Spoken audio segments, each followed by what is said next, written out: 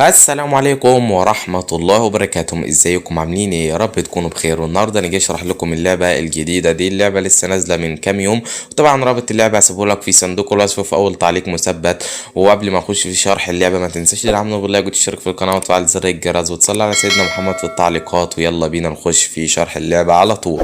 نخش في الموضوع على طول. وبعد ما بتحمل اللعبة طبعا بيظهر لك واجهة تسجيل الدخول، بتسجل بحساب جوجل بتاعك، وبعدين بيظهر لك الواجهة دي.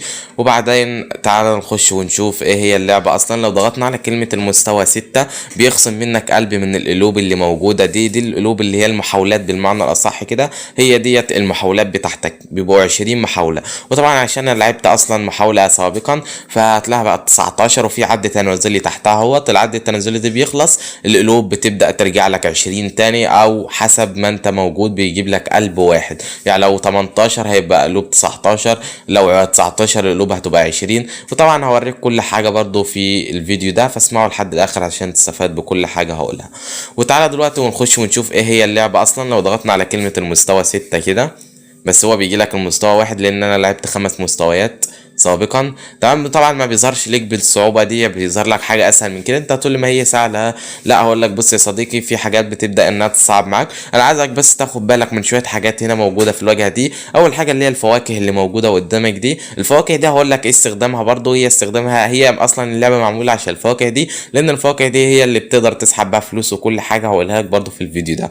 تمام. وطبعا عايزك تخلي بالك من حاجه برضو، اللي عندك هنا المستوى التالي اللي هو موجود عندك دي. انت المفروض انت بتعمل ايه 18، ودلوقتي انا صفر. هقول لك يعني ايه هي ال 18 اصلا. ودلوقتي انا اصلا في المستوى السادس. تمام. وهنا في صفر، خلي بالك من الصفر ده علشان هقول لك ايه استخدامه. طبعا الفواكه دي برضو لازم تجمعها. بتجمعها ازاي؟ اكيد في ناس كتير لعبت لعبه زي دي شبيهه لها، تمام، بس ما كانتش بتكسب فلوس. تمام. فاول حاجه انت بتسحب اي مكعب زي كده او اي حاجه من دول، بتبدا انك تجمع زي ما انا بجمع كده.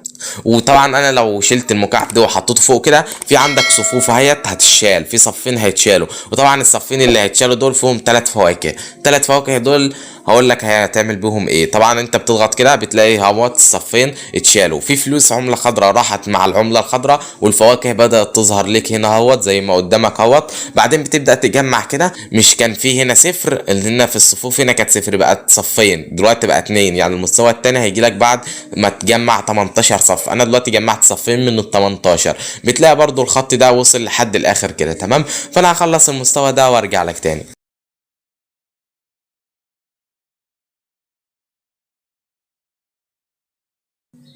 وطبعا عايز اقول لك خلي بالك من حاجه، ان في هنا علامه ظهرت لك اهي، دي علامه الاعلان. طبعا بتظهر عليك على المكعبات اللي موجوده قدامك ديت. لو ظهرت لك كده اعرف ان انت مش قدامك الا المحاوله واحده فقط اللي هي موجوده دي. لا تصيب لا تخيب. يعني مثلا لو احنا حطينا دي هنا كده فهتلاقي خدت صف بالعرض اهوت، فطبعا دي اتفتحت معانا علامه اللي هي بتاعت الاعلان مشيت. لو جينا ضغطنا هنا هتلاقي علامه الاعلان لسه ظاهره، فطبعا كده انا خسرت. فعلشان اسيب مساحه بضغط على كلمه قيمه، فبيمسح لي سطرين بالعرض زي ما موجود قدامك. فبنضغط على كلمة قيمة، وطبعا بعد ما ضغطت على كلمة قيمة ظهر لي اعلان. فانا سمعت الاعلان وعلى طول لقيت المستوى بتاعي مكتمل. وكسبت ايه؟ كسبت 8 من البطيخ و6 من الموز و12 من البرتقال. وهقول لك تعمل بيهم ايه بالظبط. وطبعا هنا في عندك اختيارين، اللي هو حصول على اللي هي موجودة فوق دي، بيقول لك في 2. يعني تضرب الفواكه اللي انت كسبتها دي في 2، بس مقابل كده بيظهر اعلان وبيضاعف لك المكسب بتاعك، اللي هو 8 من البطيخ، 6 من الموز، 12 من البرتقال ده. وتاني اختيار اسمه احصل على. لو ضغطت على احصل على فانا هكسب الجوائز دي فقط، يعني مش هيضاعفهم ليا.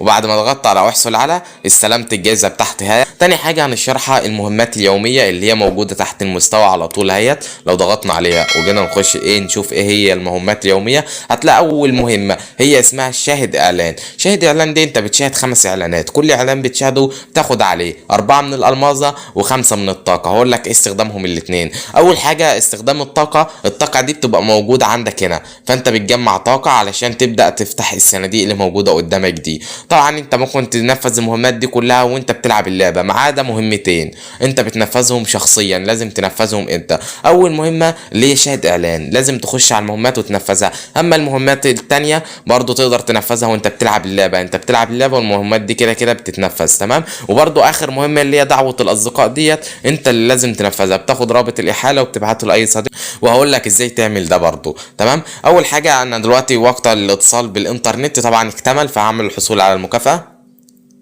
وطبعا حصلت على المكافأة، وطبعا لقيت الخط اهوت زي ما قلت لك بالظبط اهوت. الخط بدأ يبان لحد ما هيبدأ يجيب الصندوق رقم 25 علشان اكسب من العملة، لا العملة اللي هي الألماظة او العملة اللي هي موجودة الفاكهة اللي قدامك دي، واللي اول ما بتلاقي السهم ده وصل لحد الاخر. تمام. وطبعا المهمات اليومية دي كلها انت اصلا بتنفذها وانت بتلعب اللعبة زي ما قلت لك. تمام. فهنضغط على علامة الاكس ده كده، وبعدين تاني حاجة اسمها دعوة الاصدقاء تضغط عليها. بعدين هنا عندك على دعوة الاصدقاء، ازاي بقى تدعو صديق وانت تكسب فلوس وتخلي صديقك اللي انت دعيته يكسب فلوس برضو. لو ضغطت على كلمة دع الاصدقاء كده انت رمز الحالة انت نسخته، وتقدر تبعته لاي صديق، اول ما يضغط عليه ويحمل اللعبة انت بتكسب فلوس. وطبعا المبلغ اللي انت بتكسبه 480 من العملة الألماظة و4.8 من العملة الخضراء. تمام. هنعمل دعوة للاصدقاء، فبتبعت له رابط الحالة وهو بيكسب على طول. ازاي بقى صديقك اللي انت بعت له رابط الحالة ازاي هو يكسب؟ في حاجة عندك اسمها رمز الدعوة الخاصة بك، بنعمل نسخ كده وبتبعته لصديقك. طبعا صديقك بعد ما بتبعت له اللي هو رمز دخول الدعوة اللي هو كود الدعوة ده بينسخه وبتبعته ليه، وصاحبك بيخش برضه على نفس الواجهة دي وبيعمل على حاجة اسمها تنشيط، هتلاقيها موجودة اهيت، بيضغط عليها دي اللي هي الشخص الذي دعاك، وبعدين هنا بيدخل كود الدعوة زي كده، وبعدين بيضغط على كلمة حسنا، بس ده كود الدعوة بتاعي فمش هينفع. تمام. نعمل بالتأكيد طبعا عشان ده كود الدعوة بتاعي فمش هينفع، نعمل بالتأكيد تاني وبعدين نطلع كده. وبيستلم قد ايه بقى صديقك اللي انت لقيته؟ بيستلم 40 من الألماظة. تمام. هقول لك برضو ازاي تسحب عملة الألماظ. وبعدين هنضغط هنا على علامة اكس علشان نطلع. وبعد ما شرحت لك المهمات اليومية وايه هي اللعبة ودعوة الأصدقاء، في حاجة عندك اسمها رويال باس اللي هي موجودة عندك عند الكاس دي، بتضغط عليها. هقول لك ايه استخدامها برضو. طبعا بيظهر لك الواجهة دي، وهنا استخدام الفواكه.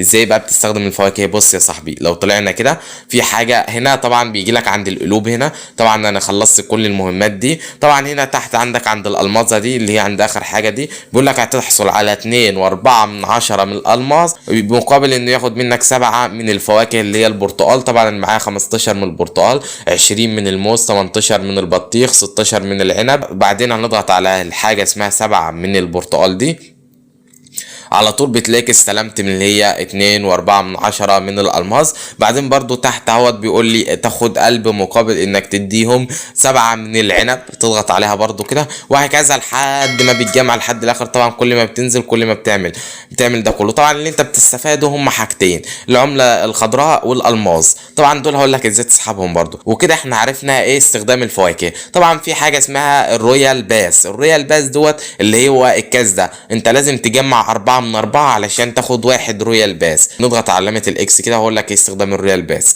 طبعا استخدام الرويال باس نقدر نستخدمه واحنا بنسحب العملة الخضراء. في ايقونة فوقها على طول فوق الرويال باس اللي هي دي تقدر تعمل بيها ايه؟ دي تقدر تشحن بيها رصيد على التليفون بتاعك. بتعمل ادخال الرقم، وهنا بتدخل الرقم بتاعك، بس لازم تدخل رمز الدولة. يعني انا عشان ساكن في مصر والخط بتاعي مصري، فبتدخل رقم 20 قبل الرقم، وبعدين بتكتب الرقم بدون زيرو. يعني مثلا بتكتب ايه 20 وبعدين بتكتب مثلا 010، بتلاقي مكتوبة ايه 2010 كده، وبتكمل بقى الرقم بتاعك على طول. تمام. دي لو انت عايز تشحن برصيد صافي. هنا بيقول لك الرقم الهاتف المحمول الذي ترغب في شحن الرصيد يرجع ادخاله، بس بتدخل رمز الدولة قبله وما بتحطش الزيرو بتاع الرقم. تمام. لو انت من مصر. بعدين هنا بياخد منك ايه؟ بياخد منك العملة الخضراء والألماظة برضو. يعني هنا بياخد منك الاتنين، بتجمع وبتبدأ تحول لك لو انت مش معاك محفظة يعني. وبكده هنخش على شرح سحب العملة الخضراء. هنضغط عليها. وطبعا هنا عشان تقدر تسحب 6 جنيه لازم تجمع الرويال باس 384 من الرويال باس. طبعا انا مجمع بس هنا 8 من الرويال باس. وفي طريقة تانية اللي هي تجمع 800 من الميدالياتي، انا مجمع 2 بس من الميدالياتي، انت بتجمع 800. تمام. علشان تقدر تسحب. بس طبعا عشان تقدر تسحب 500 جنيه تقدر تجمع 480 من الرويال باس او 800 من الميدالياتي، تجمعهم وبعدين تقدر تسحب المبالغ دي. وهعمل لك برضو فيديو اثبات سحب. طب ازاي بقى تدخل طريقه السحب اللي انت عايز تسحبها؟ طريقه السحب هتختلف من دوله لاخرى. يعني مثلا عشان في مصر فطرق السحب هتكون مختلفه عن الدول التانية. اول حاجه عشان ندخل طريقه السحب نضغط على حاجه اسمها انشاء حساب جديد اللي هي دي، وبعدين هنا بتدخل الرقم بتاعك، وتحتها على طول بتدخل الاسم بتاعك بالكامل او تدخل اي اسم، مش لازم اسم صاحب المحفظه يعني. ومن هنا بتختار طريقه السحب بتاعتك. وطبعا هنا في تكلفه اللي هي 2.5 2.5%. 2.5% من المبلغ اللي انت تسحبه هم بياخدوه كرسوم خدمة يعني. طبعا المبلغ الحد الادنى اللي تقدر تسحبه هو 6 جنيه، والحد الاقصى ما فيش حد اقصى. تمام. بعد ما تدخل معلومات بتضغط بالتأكيد وعلى طول بتسحب فلوس.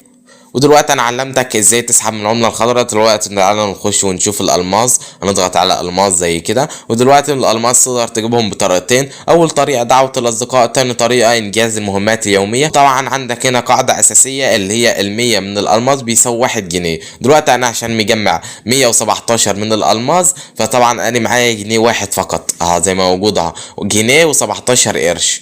تمام. ازاي بقى تدخل طريقه السحب؟ هي زي طريقه السحب في العمله الخضراء، بتضغط على انشاء حساب وبتدخل طريقه السحب بتاعتك وبتعمل الانسحاب فبيسحب لك. تمام. وبعدين هنطلع كده، وده كان نهايه الفيديو. فما تنساش تدعمنا باللايك وتشترك في القناه وتفعل زر الجرس وتصلي على سيدنا محمد في التعليقات، وبالتوفيق للجميع. سلام.